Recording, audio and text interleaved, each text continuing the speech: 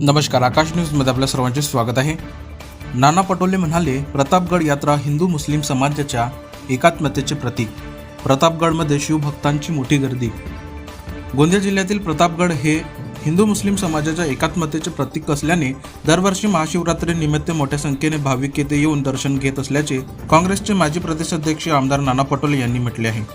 विदर्भासह छत्तीसगड, मध्य प्रदेशमधील शिवभक्तांची श्रद्धास्थान असलेल्या गोंदिया जिल्ह्यातील प्रसिद्ध प्रतापगड येथे महाशिवरात्रीची मोठी यात्रा असते. जिल्ह्यातीलच नव्हे तर बाहेर जिल्ह्यातील भाविकही येथे दर्शनासाठी येतात.